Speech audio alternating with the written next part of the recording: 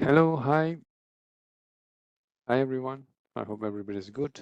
So today uh, we are going to look at chapter 2. All right, as usual, I'm going to break into number of videos. So chapter 2 is all about data, all about data. So of course, machine learning is a tool. We're going to use data and do something on the data, do some sort of processing, and then of course push it into machine learning to do predictive modeling. So let's understand data, right? So that is the first step, understand data. Okay, now let's begin. So this chapter has four or five, yeah, it has five sections. The first section will be data set, and then data cleaning, data set splitting, feature scaling, and finally feature selection. Let's go through. Data set. What is a data set? It's just a collection of data, right? A collection of data. A collection of data. The most common format for data set is a spreadsheet or CSV format, which I covered in a previous, you will see this in lab 2 on pandas. So in fact, I will give you an example by importing CSV file into your Python notebook, and then we will do some sort of processing. Okay, CSV stands for comma separated value. The file is basically a spreadsheet or a table, or you can even say it's a matrix, right, which is saved in a simple file by separating values in the form of a comma, and that's all, right? Okay, that's the most standard one. And then, of course, in this course, we will be actually dealing with CSV. Sometimes, of course, you can deal with a bit higher reach kind of format, which is Excel file. Of course, the lower format would be in the form of a notebook. Okay, so CSV format files can be opened using Excel file, even notebook. Okay, so some data sets may be stored in other formats. So as I said, other formats include Excel file, right? Or it can be a number of files as well. As long as a good data set should not be too messy. So what does that mean? So instead of cleaning up means maybe sorting, removing unnecessary data, which is basically noisy, inconsistent, right? Should be interesting enough, which means it is rich enough for us to do some sort of machine learning in order for us to make an inference out of it. And the columns or variables should be well explained. Of course, each column must come with a title so that we know what exactly it represents. Okay, so a table or a matrix, basically in the form of row and column. So that's okay. For example, so I have row 1, row 2. I have column 1, column 2, column 3, column 4. So rows are observation, number of observations, student 1, student 2. That is rows. Basically, C's are columns, right? C's are columns. So column, sometimes we call it as feature. Rows, we call it as instances. Instances, yeah. Instances. Okay. So sometimes these features are also called as attributes. Attributes. Okay. So again, in the form of a function, so basically the ci's are xi's. Okay. All right. And then of course the values in here. So those values, the entries for this table are basically in the various form. It can be in the form of just a word, green, blue, orange, or it can be in the form of numbers. Numbers can be in the form of integers, or can be in the form of real number. Okay, so those are different type of data. You'll see in a while. So to the quality of the data, and the amount of useful information that contains are key factors that determine how well a machine learning algorithm can learn. The problem all the time, the problem of the inconsistency in data. Okay, inconsistencies in data, right? So we end up spending a lot of time cleaning the data. You see, in reality, you see, we end up cleaning most of the time rather than doing machine learning. So machine learning is just one small portion, one small fraction out of it. But of course, people tend to think data science spend most of the time doing cleaning, doing machine learning models. But in real, we just spend time cleaning data. So recently, there are many startups just doing cleaning data. Okay, so if you feel like if you're good at it, in fact, you can run a startup just to clean data. Okay, now the type of data, right? As I said, now we have a table. What would be the entry? Data is a specific measurement or a recorded value, or can be a survey, right? So data can be in the form of quantitative, right? Volume, distance, age, pixel values, and etc. Or in the form of qualitative, a blood group, marital status, single, married, brands, colors, ratings, and etc. So these are types of data. So types of data, again, if I go up, basically what are the entries type, as I said earlier, it can be in form of real number, right? If it's color, the feature C4 is color, for example, then the entries will be the colors red, green, blue. So it's rather a word rather than a real number. So that is actually data variables. Now, based on the variables, we can in fact classify them.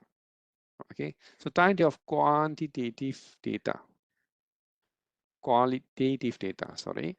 So basically, qualitative data are somewhat, it's basically called as categorical variable. So it's well known as categorical. We don't really call it qualitative, rather we call it categorical data or normal real data. Okay, so let me just straight away go and show this flow. So data variable can be in the form of quantitative or qualitative, right? So quantitative here, right? So first is quantitative. So quantities are numbers, right? So either the numbers in the form of real numbers or, in the form of real numbers. It can form in the form of, I shouldn't say here, I pretty should put it here. So discrete can be the form of real numbers, or discrete I can also represent in the form of integers, right? Basically, continuous I in mathematics, right? Continuous I relate to real numbers, right? Whereas a discrete I relate to integers, right? But discrete can be in the form of point form as well, in fact, right? But the thing is that discrete simply means is that, okay, 1, and there's nothing in between, then 2, nothing in between, 3. Whereas continuous 1, there is something in between 1 to 2, there's something in between 1.1, right? 1.2, and so on. So you get the idea. So that is quantitative. Example was a weight, right? Height, distance, and etc. Whereas qualitative, you don't really represent in the form of number, rather you present with a word. For example, nominal colors. There are many colors, right? Species name, many species name. Or ordinal in the form of for example, size X, XL, L, small. Rating scale, rating scale can be 1 to 5. Even though it is 1 to 5, it is not really a discrete number, rather 1 representing maybe bad, 5 representing the best. So basically the rating, right? So just giving a number to represent the rating. And then can be binary.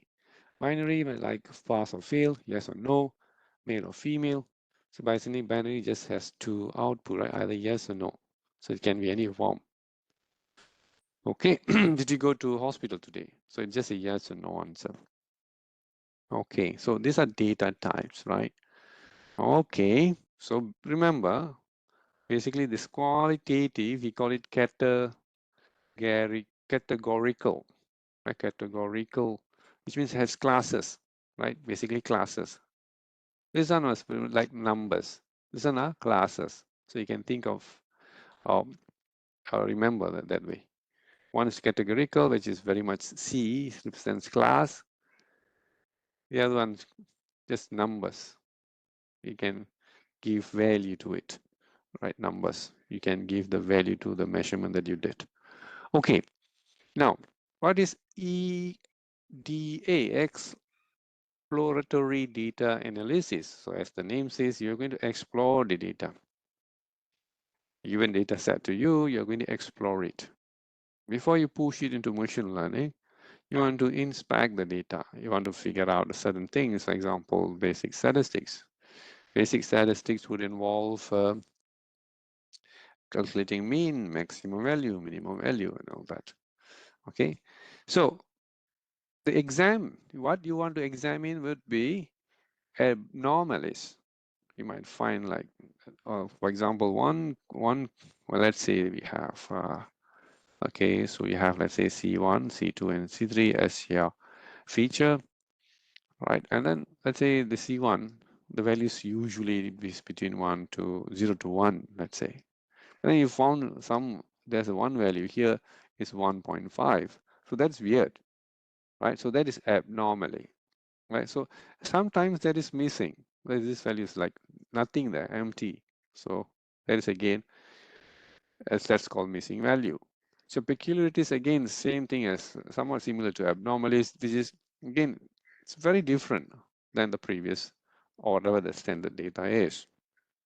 Okay, right. And then one of the best way to inspect would be, of course, we do exploratory data analysis.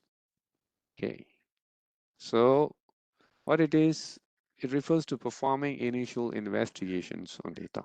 Basically, just initial investigation.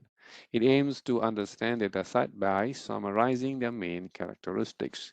So by looking at it, inspecting on the surface, you get to understand, oh, there are actually 5 types of data in here, 5 groups maybe. This includes to discover pattern. You might see some sort of pattern in that data. For example, you do scatter plot, you get to see some pattern. To spot anomaly, again, if you do like scatter plot, you will see maybe one point is very, very far away from the rest of the points, right? And then you test hypothesis, for example, or assumption, for example, as I said, distribution. So you assume the data set is distributed in a normal distribution way, in a bell shape. But then when you do it, it's like somewhat different, right? So these are the things that you can quickly identify mainly by doing EDA. And then the main part of EDA is really visualization. Okay, visualization. So some key step in EDA would be, of course, first you have to bring in your data into your tool. For example, here we're going to use Python Notebook. Then identify number of observations, number of features, as I said, column, and the type of the data. All right, and check for duplication. You might want to see whether it is categorical data. And again, as I said, categorical simply means in the form of classes, right? Either just real number or integer. If I want to find missing data or empty data, and etc. And then find relationship between variables. Again, between features. Relationship between features. What it means, for example, correlation. Are they really related to each other or not? Column 1, very much similar to column 2. Are they very similar or are they very different? Basically, that is the relationship between variables. Now, EDA is an iterative process. So first you have some sort of questions. You start with questions. And then, of course, you use the data to visualize. And then maybe you do some sort of like, I don't know, other than visualize, you might want to visualize, or you might want to do like also a statistical test, right? So many things can be done.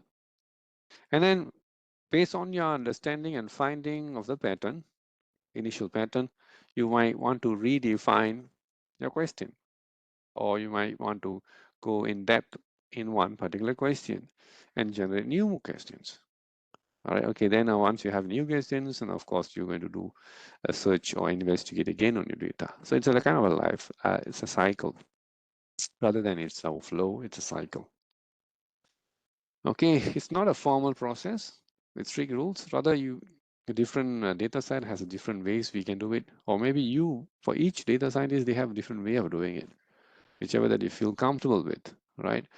The initial process, feel free to investigate as you like. Right? You given a data set to you, you want to look at something in it, yeah? Understand it. I mean, the simplest thing would be to understand about the columns, about the rows, right? Okay. It is an important part of data analysis because first we investigate the quality of the data, okay, the quality of the data. And then you start exploring and looking at it and then representing in a different way and do some sort of inference, early inference before proceeding towards machine learning. Okay. Right. So data set, how do we get them? Either we can collect, that will be our first time data, we go and collect, or we can get it from public domain. For example, UCI, Machine Learning Repository, and Kaggle. These are all public domain. You can click on this link, it'll take you there. There are also libraries. If you do, for example, Lab 2, then I will discuss about one library called Seaborn, which is rich in statistical tools. So see in Seaborn, when you load your Seaborn library in your notebook, you get to access data set from their site directly. You can just bring it in your notebook and you can do all kind of things. Right. Similarly, there's also another package that we will be using quite frequently. It's called sklearn, scikit-learn. Okay, so here as well, there are a lot of data set available which you can directly use machine learning to understand machine learning, to understand a particular method, right? Okay, and then also there are toy data set. For example, creating a circle, the noisy circle, and all that. Okay, all right. An example. Let's look at an example of a data set. This is an iris data set. I explained about this before, so I'm going to do it again. So this is an iris data set. It's actually iris is a type of a flower, a plant with this type of flower, 3 types of flower. First type is species, the first species is called Iris versicolor. The second species is called Iris centosa. And the third one is called Iris virginica. 3 types of flower. So basically, there are 3 classes. Yeah. This one is, this feature is categorical feature. 3 classes. And then there are another 4 columns in this data. These 4 columns each represent sepal length, sepal width, petal length, petal width. We might not know what is sepal, so we might want to look at or talk to a biologist to understand. So you see, this thing is called sepal and this thing is called petal. So I can't differentiate. Probably a biologist can differentiate better, or I need to go and read about it and understand. So each data set, this data is available publicly, and then we can go and of course read about it, and then only then next thing would be to do EDA on it, and then eventually we can do machine learning. Okay. All right. So number of instances. Again, I have already told you, instance simply means number of observation. Here we like to use instance, or here in this particular problem, it is actually a number of observation of flowers that they did. They looked at 150 plants with this flower. and then they measure those sepal length, sepal width, petal width, and then they represent it in the form of a table or in the form of a CSV file. Okay, all right. So here again, the categorical data is called classes. Yeah, this 3 classes simply means representing 3 types of flowers, species. Okay, so again, the model that you might want to make would be given to you a sepal length, sepal width, petal length, and petal width. You are supposed to predict what type of species it is. Okay, so it's a machine learning problem. Okay, so these are examples. As you can see, very much all these are measurement, very much in a continuous form, so real number. The class are basically categorical value, 0 representing one type species, and then 1 representing another type, and 2 representing another type. So it is not, it is not actually a real number, rather it is a categorical data represented with a code 0, 1, 2. Okay, there's another famous data set. It's called Boston Housing Price data set. Usually we want to predict the value of a house, the price of a house with a given all these variables, many variables, right? For example, per capita.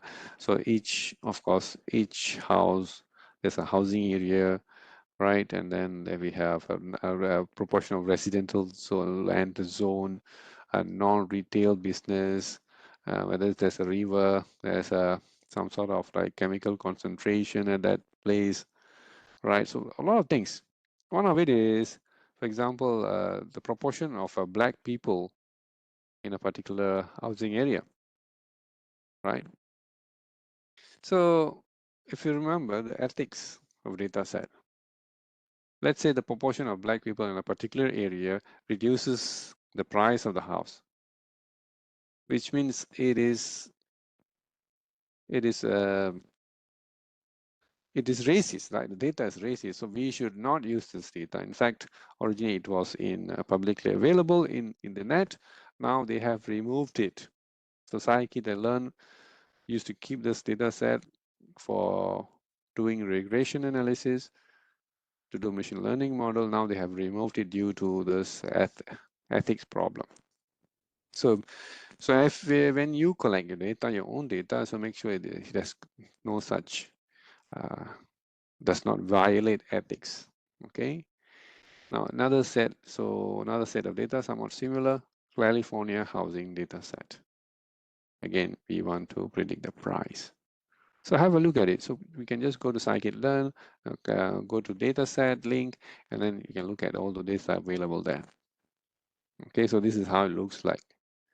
And again, a lot. So each column has an explanation what it represents. For example, average bedroom, right? So in the housing area, right? So population in that housing area, average occupation in that area, maybe like it's how again it might be classes where they have represented in the form of numbers. Latitude, longitude is understood, the location. Okay, so go and read. Another famous one would be breast cancer data set. Okay, so of course, again, instances are patients, and all these are whatever that they have measured for that particular patient. So many actually. Okay, so you can predict, given all these values, whether the patient has breast cancer or not. So the class here the final thing is this, where class 0 maybe, I don't know, class 0 maybe cancerous, class 1 is not. Okay, all right. Now, noise. Noise is the random component of a measurement. Measurement error refers to any problem resulting from the measurement process. A common problem is that the value recorded differs from true value to some extent. Noise in data involves distortion of a value or the addition of spurious data.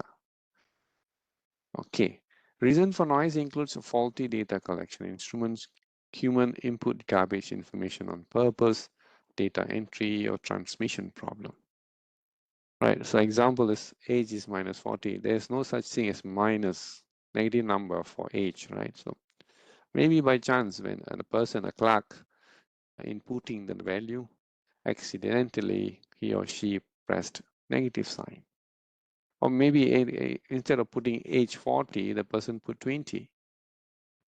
Yeah, overlooked and put 20. So these are all noise, which means the real observation is different than whatever that has been recorded. So of course, the detection and elimination of noise is very difficult. Let's say it's 40, you put 39.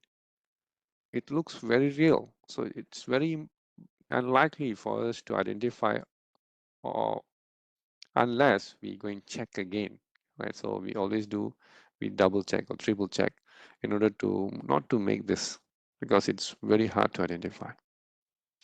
Okay, of course, when you give a the value 39 rather than 40, the real value, the machine learning was still going to push and create a model for you.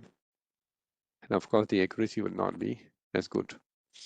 Okay, so this is an example of noise. Okay, let's look at it, like type of noises. Okay, it's a class of noise, contradictory example, mislabeled example. Let's look at it. We have attribute 1, attribute 2. Again, these are features. And then we have one class. Attribute 1 is 0.25. Okay, so attribute 2 is basically colors. It's rate, and it's positive. Right, let's look at next one. It's also 0.25. It's also rate, but it's negative. This is contradictory, right?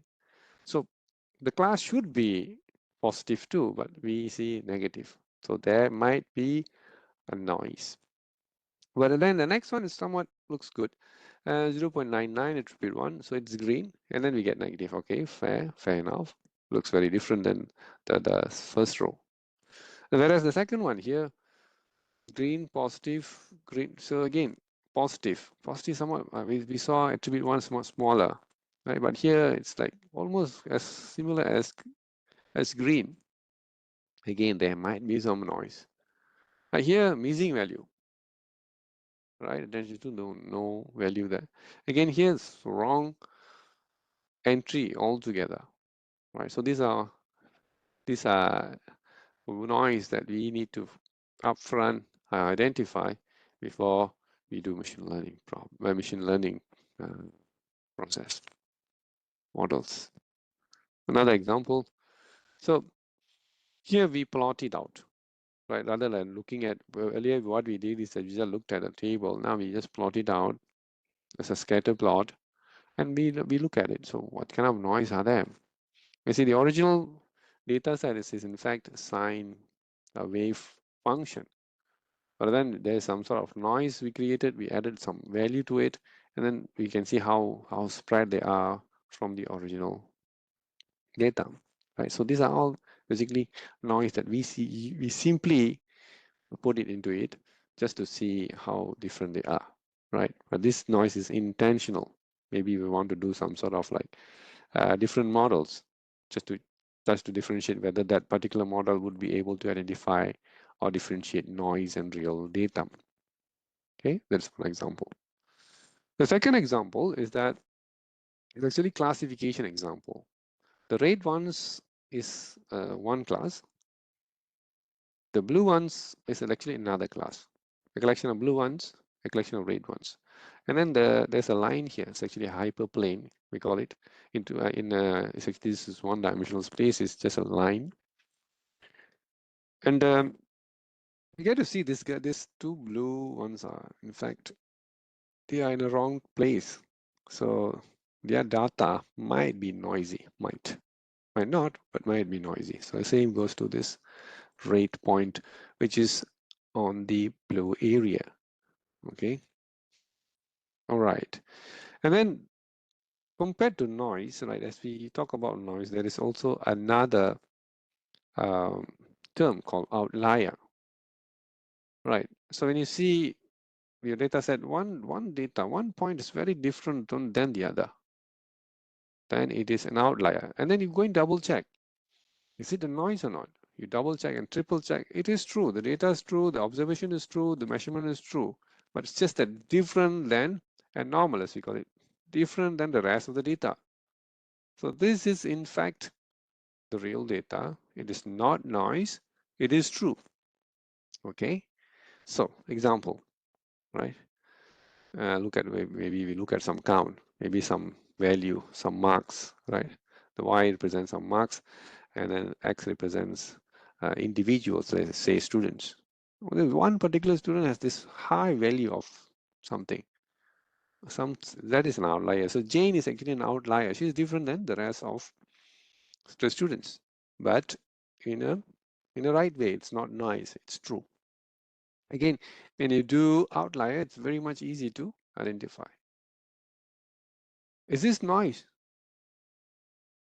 You check, double check, and triple check whether the measurement is true. If the measurement is true, it is not noise. Rather, it is an outlier, a real data set, but different than the rest. So we call it as an outlier. All right, now let's go to the next, data cleaning.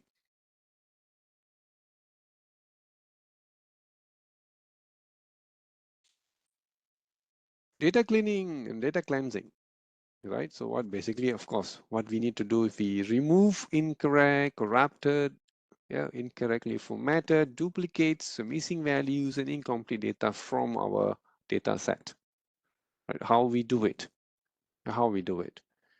Yeah, of course, we know why now. Some sort of error, right? Some sort of a measurement error, some sort of, maybe it was intentionally left blank. For example, you go for a survey from house to house, one house there is nobody in there. So you will not be able to get the information of that particular house. You leave it blank for that particular house. So it's not intentional. Sometimes it is intentional. Here it is intentional. Sometimes you just like missed. You did not put. So basically, for those kind of data, with the missing value, usually we in Python we put as an, where what it represents is not a number. It's just a blank space. Okay, so we have to identify them and then remove them. If it is in your table, you might not be able to push it into machine learning to do work, right? Because why? It's empty. It doesn't know what to do. Okay, so we have to do some sort of work to it. So this is a part of data cleaning. So different types of missing data. So again, this is just like different types. So you can read about it. Just different types. You don't need for you to remember or not. Just understand. Okay, there are different types. Missing completely at random, missing at random, missing not at random. Just different types. Okay. Okay. So what we do? How do we do data cleaning when it comes to missing values? One way to do is just simply remove that. Yeah. Let's say I have okay, 3 columns, column 1, column 2, column 3, column 4, and then row 1 until some row, and then at some point here is missing value. Because this row has missing value. So what I do, I just simply remove this row. Just remove it. Okay. So once you remove it, of course, removing too much, there are too many missing values, you end up having so little data. Of course, so that is the disadvantage of removing simply. Another way of imputing. Imputing means impute. The word impute simply means you want to replace, fill it up with some number. For example, in order to fill up this missing in rate, I take the average of left and right. Not necessary, not true. I should take the average of the one on top here and here. I take this plus this, and then I put a value in between. There's one way to go. Yeah, that's one way to go. You can do that. But there is a problem that we might face. It's called data leakage. Data leakage simply means, for example, if you run a machine learning, For example, if you run machine learning, you take this data to test, and you take this data to train this, of course, the data that you impute to train. But the one on top here, this data, the first row here, you take to train to test. To test simply means I want to take that information out, and then later on, after doing the model, you want to ask the model what type to predict this row here, right? But unfortunately, you already took this information and you use average to put in for imputation, right? So what it means is that you want to ask a person a question, but upfront you already tell a little answer to that person. Okay, so that is actually data leakage. Yeah. So you shouldn't tell when you ask a question, right? So because if the person knows what you're asking, of course the person is going to get it right. So the accuracy will be very high, isn't it? So that's why it's called data leakage. So you have to be careful when you do imputation. Okay, right, now again, imputation for categorical data. Remember, categorical data means it's not a number. So how do you do imputation for categorical data? Okay, there's a way to do it as well. Right, so we were going to look at it in chapter 3, 4, 5, 3, 5, and 6. Okay, many ways. And again, the packages are readily available where we can just like call and use. Just that we need to understand how it does such a way that we can avoid all these problems, for example, data leakage. Okay, now categorical data. Right, so machine learning algorithms cannot operate on categorical data or class labels directly. Imagine you give number, imagine you give words, red, blue, orange, and then you want to represent in a table, and then you want to push this table for machine learning problem. Machine learning might not be able to do processing on this words. Rather, if you represent it in the form of number, it might do some work. For example, you saw earlier the data in the data set, right? In the form of like iris data set. Rather than writing the name of the species, it was written 0 to represent a particular species, 1 another time, 2 yet another time. Okay, we show what we do is like we convert all this categorical data in the form of numbers, right? How to do it? Either you can use integer encoding, or you can use one-hot encoding. There are two types actually. And again, it's readily available. Just understand how it does it, and then we're going to use it. Okay, how does integer encoding works?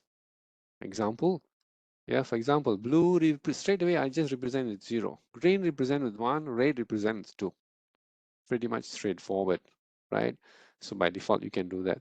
And then for another example, not obese. You represent with 1. Obese, not obese represents 0, obese represents 1.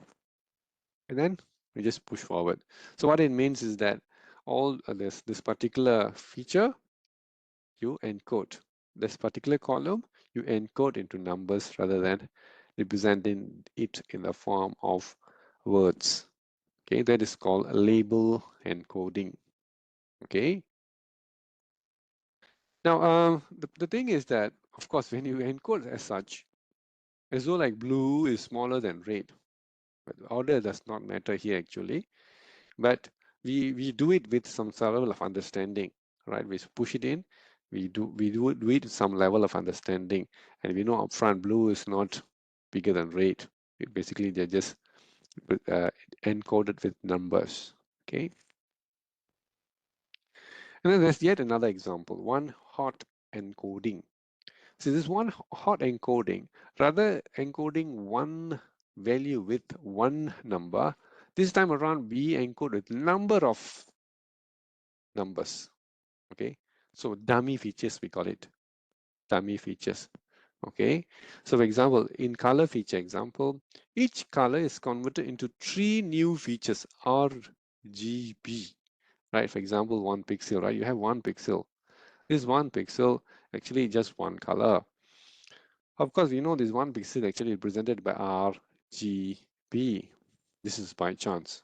Okay, so RGB. So So just to represent the value, so you have now, rather than having just one column, now this column is broken down into three now, representing the intensity of R, G, and B. Okay, so now we have, other than one, maybe like I don't know, the 254, for example. Now we have the intensity of R, the intensity of G, and intensity of B now. So from one value, yeah, maybe let's say this is not 256, let's say it's gray.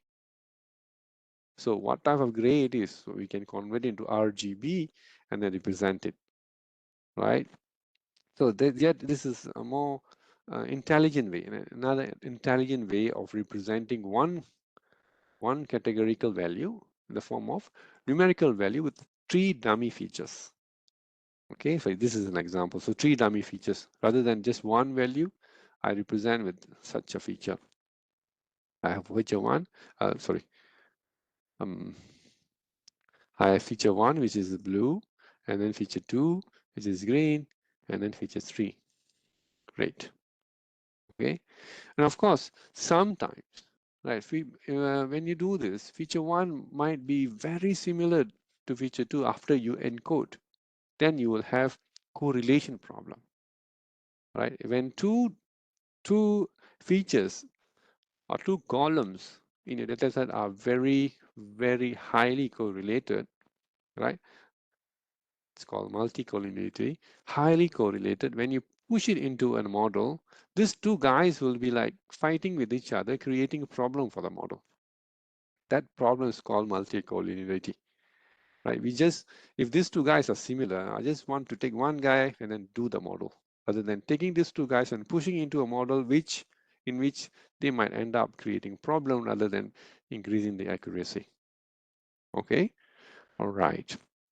With that, let's take a break, and I'll continue from here in the next video.